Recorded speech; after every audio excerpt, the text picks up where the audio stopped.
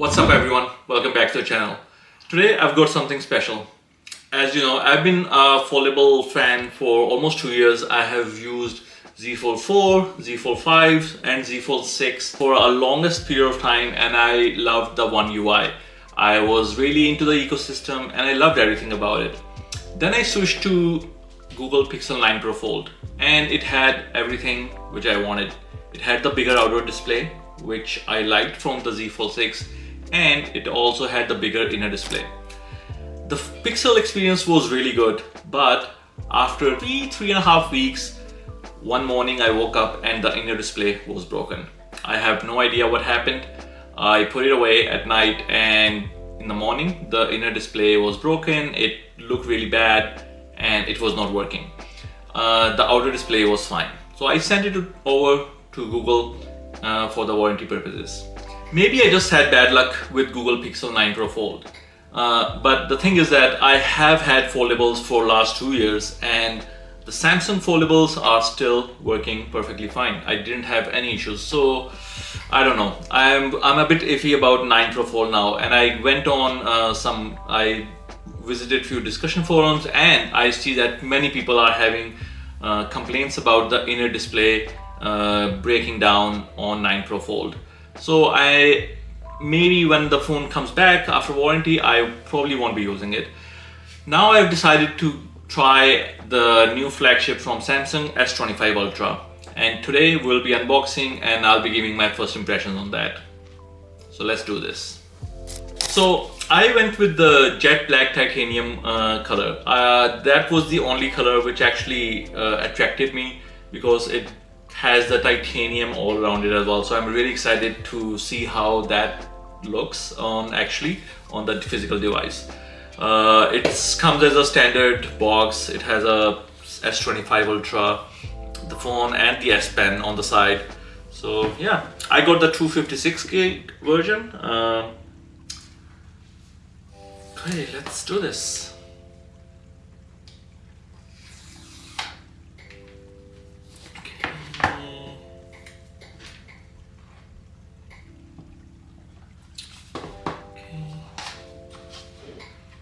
Ooh,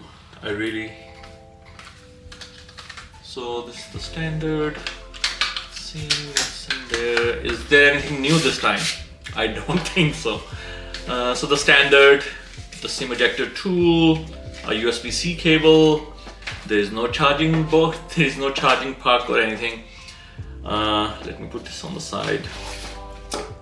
Let's get to the main device. Okay, the first impressions of the phone itself, the titanium color, the black color is gorgeous.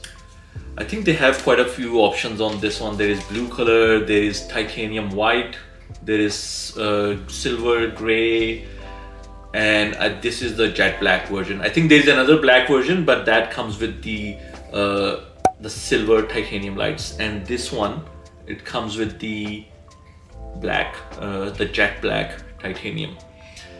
The phone feels great in the hand. Samsung has made some subtle, I would say, design changes, because in the S24 Ultra the edges are a little bit less curvy, I would say, and now it's purely flat display. It doesn't have any curves on the screen, which I actually like. It has a much more rectangular feel, but it's not pointy. It definitely has a more refined feeling than the Z Fold 6, which I'm used to. The Z Fold 6 has a little bit of a plasticky feel to it, if you know what I mean. But this one, I feel like it feels like a really premium device in your hand. It's a bit lighter as well. I think it has lost around 15 grams compared to the original S24 Ultra. So I do appreciate the lighter phone. I don't think it will make a huge difference. This is one thing which I really miss from Z Fold 6. I wish that Samsung has added a place for Z Fold 6 to be inside the phone. I had the S Pen separately for Z Fold 6, but it's not the same. I basically put it in my drawer and never used it again. But if I have a slot to put S Pen in like this, I would be more inclined to take it out and use it more when I'm out and about, and if I have to sign something or if I have to just do some doodling. On the right side, just like how in the standard Samsung way, you have a power button, then you have a volume rockers. One thing which I really found strange coming from Pixel devices is that Pixel had the power button on the top and the volume buttons on the bottom, and that actually threw me off for first few days, and I kept making mistakes on where the power button is and where the volume rockers is because I was so used to the Samsung way of things. So I think one thing which I would really appreciate if Android devices start using is come up with a universal design language, I would say, on the Android. So there's volume design, but I guess then every manufacturer can have their own choice. So the buttons do have a nice tactical feel. The buttons have a good width to them. I think I'll like them. On the bottom there is again the USB-C port, there is a SIM card tray, and of course the S Pen which you talked about. I don't like that the S Pen is not the same color. I wish it had a black S Pen. I think that would have been nice. The one thing which is missing from the S Pen this year is that it does not have the Bluetooth functions. Samsung said that they have removed the Bluetooth features from the S Pen, so you can't really actually click the button to take pictures. I had S24 Ultra for a really brief period of time and I never used it, but maybe I'm not the right audience for it. So that is one feature which is missing from this brand new device. The S25 Ultra S Pen does not have the Bluetooth functionality which the previous generation did.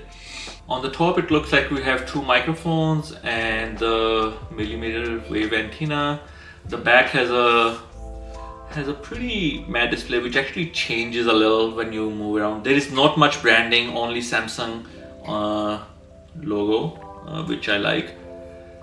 Let's turn this on and look at the display. So I've been trying to convert, comparing the Z Fold 6 and while I'm setting up the S25 Ultra, and I can see the display is much brighter, and also the reflectiveness, which was also available on S24 Ultra, is really visible. You can really see that how reflective the Z Fold 6 is compared to S25 Ultra. So let's get back to the S25 Ultra. So now we are just going to set up the Galaxy AI features, and one thing which I'm really excited about is the Galaxy AI features combined with the Gemini on Samsung One UI 7. There's this new brief which tells you about suggested content from your daily routine, which I don't have much hopes for, but let's try. We will try.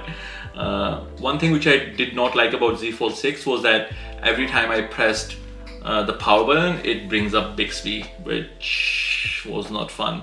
The new brief feature which I was talking about, it provides like the personalized briefings throughout the day. I don't think they are gonna be that great, but it is AI, so maybe.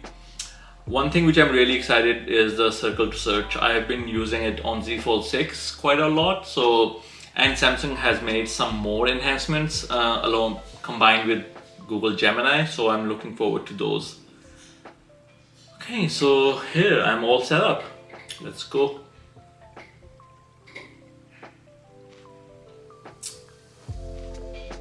So this is how the display screen looks. As I mentioned that I really like the thin bezels on this phone. This phone comes with the new One UI 7. One thing which I noticed on the Samsung Unpacked event and even before in the One UI 7 beta versions is that the One UI 7 looks very similar to an iOS. So I started the Smart Switch, and now it's gonna take some time to install all the apps. But I'm just gonna go through the quick features of what I think are the new features. So as you can see that if you swipe down from the left side, it just shows you all your notifications. If you swipe down from the right side, it just shows you control center. And look at this control center. It looks so similar to Apple does things. And I think the goal of Samsung is to lure more and more customers towards Samsung devices.